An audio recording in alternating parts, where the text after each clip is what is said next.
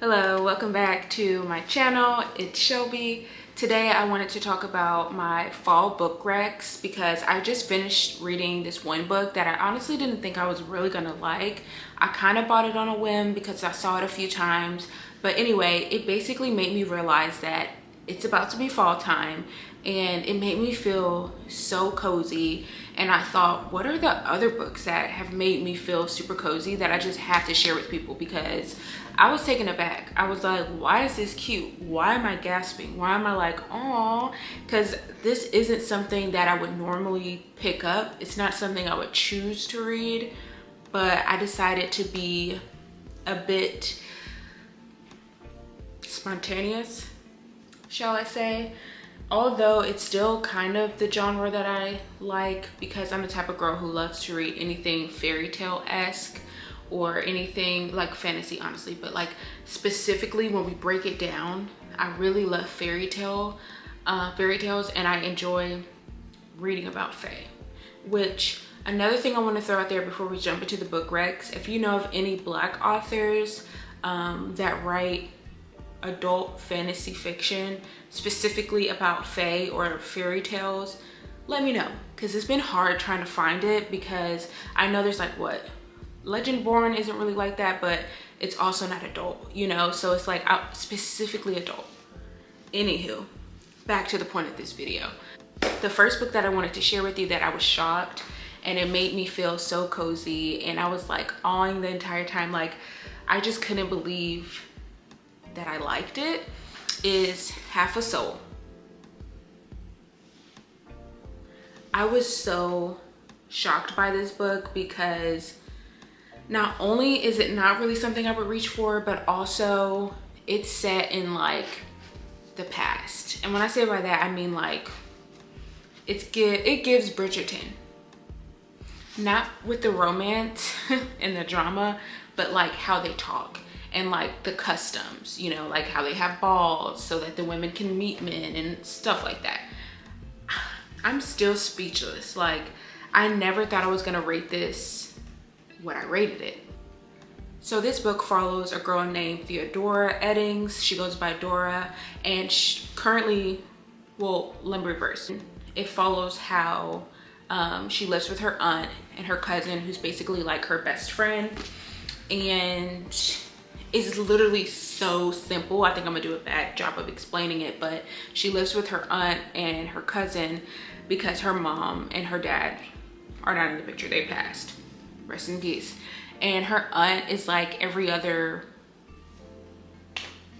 aunt you would read in a book like this, or like a stepmom. She gives stepmom energy because she's taking care of her, like they took her in. But anyways, let me reverse. She lives with her aunt, and when she was a kid, she went out into like, she wasn't in the forest, she wasn't like anywhere far out to where it's like, girl, now you knew.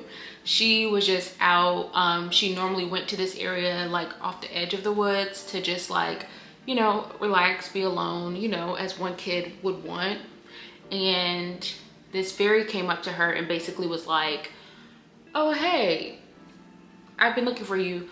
You need to come back with me. Like, your mom sold you.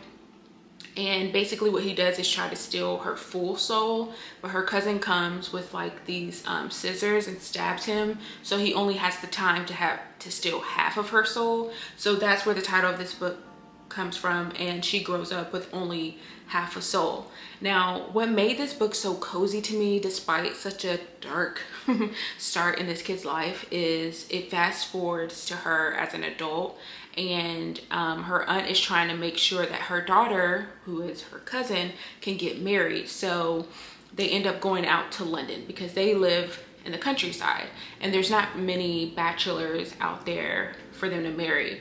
And we find out later that the aunt intentionally did it because her husband is about to be kaput, she thinks, and so she needs somebody to take care of her, because once she dies, then, or once her husband dies, then everything he owns will go to the daughter, basically. She doesn't get to own anything.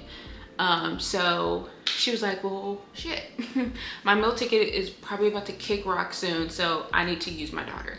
So they go out to London and they stay with this lady who is like you know how it is at Bridgerton. They're like friends. Like they don't have phones. They don't have no way to communicate often. Like, you know, but she's like a family friend and they end up staying with her and she hosts them for the season. That's when things get exciting because Dora understands that this isn't about her. Like the aunt doesn't give a shit about her. In fact, she always throws these side remarks at Dora, but because Dora only has half a soul, she really doesn't express emotions. Like throughout the book, you can tell that she has them. Like they're deep down though. So if somebody were to smack you, you'd be like, are you kidding me? Are you kidding me? She would be like, if they smacked Dora, she'd be like, I assume that wasn't nice. You know, and not even with that much, you know. But basically, she's just, I was thinking it gives Wednesday, only she's not like a smartass. And so they end up in London, staying at this lady's house, going to balls, and then before the ball, she decides to explore because, again, she doesn't really have her money either. Like when her parents died, she didn't have anything, so she only owns a few dresses and had a little bit of money to spend. So she was like, okay, I don't need to be dolled up for this ball anyway. It's not about me, it's about my cousin. I wish her the best. I'm gonna go do me. And she runs into someone called Lord Sorcier, I think is how you pronounce his name, and Albert. I love Albert so much. I would have been happy if he would have been married. Like I wanted to see him find his person and get married. But anyways, the point is she runs into Lord Sorcier, and Lord Sorcier is basically the wizard of this town. He's like the most powerful one that's there in London, and her cousin wanted to meet him desperately. But when she meets him, she's like, he's kind of rude. Like my cousin can do better. And there's this ball that Albert owns the store, and so she basically is chopping it up with Albert. They become cool and she gets an invite to the ball. Now at the time her aunt was like mad, like, why are you coming with us? You don't need to go to London. No one wants to marry you. You are just a stuffed doll. Like you're just there. You have nothing to offer. Yeah, she's a bitch. That's why I'm like, she gets stepmom vibes. But anyway, so she like gets the ticket in that they couldn't even get. So when she goes back home and tell them, the aunt starts to loosen up and decides to let her stay. But as they stay, they become closer with Dora becomes closer with Lord Sorcier and Albert, and then she finds out that they're best friends with close ties. And she also learns that the reason why her cousin wanted to take her out there was because she wanted Lord Sorcier, the wizard, or yeah, the magician, excuse me, she wanted him to help find out how to help her. And he discovers that you actually only have half a soul. This is why you act like that, and I'll help you out. Because she can because she doesn't have feelings, when he's rude to her, she never catches on, or she'll like say some stuff straight back to him. And because she doesn't understand feelings, she didn't know that that was kind of rude. And he starts to like grow comfortable around her because of that. Because everyone there is pretending to be something they're not because of the status quo. And so he loosens up to her, but everyone fears him because they're like, oh my God, he's a musician. He never shows up to any of the balls. That was one of the first balls he had ever shown up to because he had met her and found her interesting. But anyway, this whole book is just following how Lord Sorcier is trying to help her get half of her soul back. And then it dives into like all of these kids are missing, and you're like, oh no, the children. You're like, oh no, the kids. And they go missing, and so they all, her, Dora, Albert, Lord Sorcier, and then eventually her cousin and her chaperone end up helping him to find it. And I think the thing that makes it so cozy is they were just living everyday life, but I was still enthralled, if that makes sense. There were no battles, there were no fights, like nothing, but I was still enthralled. And I think it's because they were building a friendship. Like Lord Sorcier is known to be grumpy, rude, and all of this, but as you continue to read, you start to realize he's more than the grumpy, rude magician that everyone says. And I just love that. I love it when I read books and it's like the male character is like known to everyone else as an asshat, but when it comes to the main female in the book, and they get to know each other, you can tell that deep down he's truly a kind person. He just doesn't care about what everybody else thinks. And she gets to know more about him and vice versa, and she starts to feel her emotions start to show up a bit more, because he was like, the only thing I could surmise, is that the word? The only thing he could think up is that maybe she could just grow her soul back. But anyway, the cozy parts is just, they become best friends first. Her and Albert too. Albert is his best friend, like his brother, but she builds a good relationship with him as well. And you can tell he starts to help her. His mom, Albert's mom, like realizes she treats Lord Sorcier like her own son. So she gets excited when she starts to realize, even before Dora realizes, because again, she doesn't understand what emotions and feelings are. So the cute part about this book is, like, as you're reading, you're feeling for her, if that makes sense. So she starts to realize, I don't want him to leave. I want to hang out with him, or like literally monotone. But like deep down, she feels something. While I was reading it, I was feeling the emotion for her. I was getting excited, and I was wanting her to be there with him too. I'm like, girl, don't tell him to go. Like, what are you doing? So that book was just the cutest thing. And they were able to save the kids from the fairy. Turns out the fairy, her mom, all the kids that were going missing were being sold. And these kids were at orphanages or workhouses where she would volunteer and help out Lord Sorcier and Albert, because that's another thing that they do. They were in the war and realized what the war did to their country. And so they were trying to give back by making sure at least the kids were getting fed and had a place, you know, the less fortunate were being taken care of. And that's what they did. And they were noticing that the kids were missing, and Lord Sorcier was so angry that he would lose, like he would have sleepless nights, which I found so cute, because he has a heart, but everybody hates him. But he has such a kind heart, and was really trying to help these kids and make sure that they had somewhere to go, and weren't just a shadow, pretty much. But anyway, once they figure out that the kids have went missing by the fae that cursed her, she ends up, you know, going back there, finding her other half, and making the bigger decision to keep the half of her soul that he fell in love with, and then her other half of her soul stays there to help the children who had passed and can only live at peace in Fae. Because I don't want to give too much away, but in the Fae world, the ones who had died and their bodies were not waiting back for them in Earth, they can live there. So her other soul that had all of the emotions just couldn't leave them. So they were going to join as one, but they agreed to split and let her stay with them. Like, everything about it was heartwarming. It was cozy. And I think what really did it for me is one day, like, it was golden hour, I was reading the book, I had some hot cocoa, and I was like, this is actually a vibe. This is so cute. And now there were some dark elements. The way it was delivered wasn't as dark as you'd anticipate. Like the kids, how they were under the curse in Fae world to like continue to like sew and then unsew everything with their bare fingers. They were like bleeding. Like, it was so descriptive and everything, and sad. But it's one of those books where you know it's going to be a happily ever after at the end. So yeah, and they end up getting married. Lord Sorcier and Dora end up getting married, and when she was like, oh, I chose not to keep the other half of my soul, so I won't be able to show as many emotions that I can to let you know I love you. And he was like, I fell in love with you just the way you are.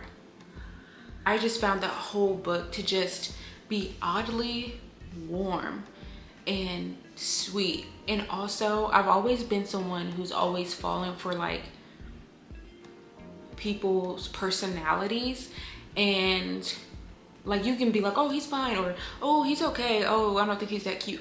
Like, I don't really do that unless someone asks me, because for me it's like, what is your personality? What are your morals? How do you show up for others and yourself? You know what I mean? I normally look at how people act, and that attracts me. So like in this book, that's how they fell in love with, is they fell in love that way. Yeah, anywho. So that's the first one, Half a Soul. So the next book that I really enjoy for fall, that I like to have on my reread list for fall, is Fortuna Sworn. And I'm just gonna read you really quick the synopsis on what this book is about. So, we were meant to be seductive. We were designed to lure humans in. She's a nightmare. Fortuna Sworn is the last of her kind. Her brother disappeared 2 years ago, leaving her with no family or species to speak of. She hides among humans, spending her days working at a bar and her nights searching for him. The bleak pattern goes on and on until she catches the eye of a powerful fairy.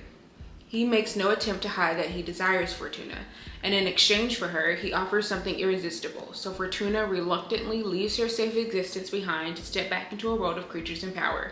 It soon becomes clear that she may not have bargained with her heart, but her very life. And that's all you really need to know. No, I'm just kidding.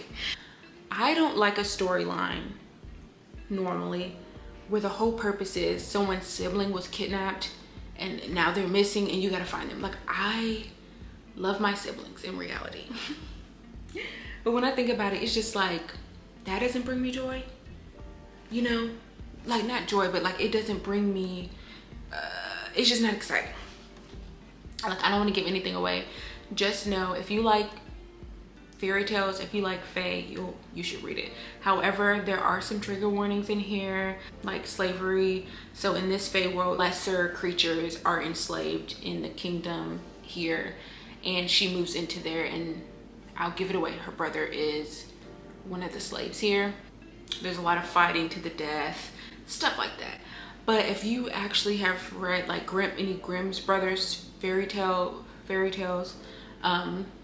it's more like that, you know, like Grimm's brother darkness versus Disney fairy tale, you know. But yeah, that one's really good. I read the second one and it made me mad. So like the ending of that one made me mad, and then the beginning of the second one made me so angry that I was just like, I can't.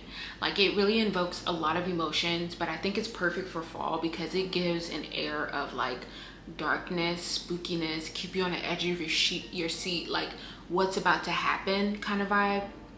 So that's why I like that one. And I love how I barely gave any information on it, but trust me, it's a good book. Just know that she is a nightmare. Like, literally, what else do you need to know? I don't think I've ever read a book where, like, I read stuff about vampires, werewolves, fae, sprites, fairies, orcs, trolls, okay, all kinds of things, but never a nightmare. So the next thing that I have is this whole series.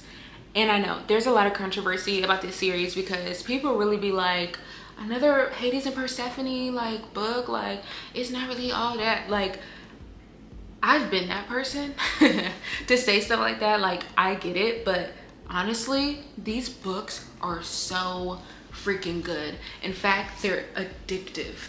A Touch of Darkness is the first one. I just want to give a disclaimer really quick. So the next book in the series is not out. I've waited a few years. In fact, I'm gonna wait 2 years for the next book to come out because she's been writing other stuff and then pausing on this book for like forever, delaying the thing. Like, she's had some injuries and stuff. Like, this author's been going through it, okay? And she need her personal time, whatever, do you. But just so you know, if you've been wanting to read this, don't read it yet. Wait until the final one comes out because you will love these.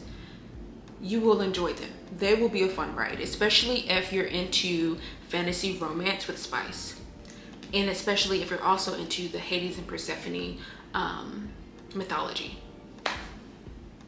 I'm just gonna read like a quick little snippet of this. Persephone is the goddess of spring in title only. Since she was a little girl, flowers have only shriveled at her touch. After moving to New Athens, she hoped to lead an unassuming life disguised as a mortal journalist. All of that changes when she sits down in a forbidden nightclub to play a hand of cards with a hypnotic and mysterious stranger.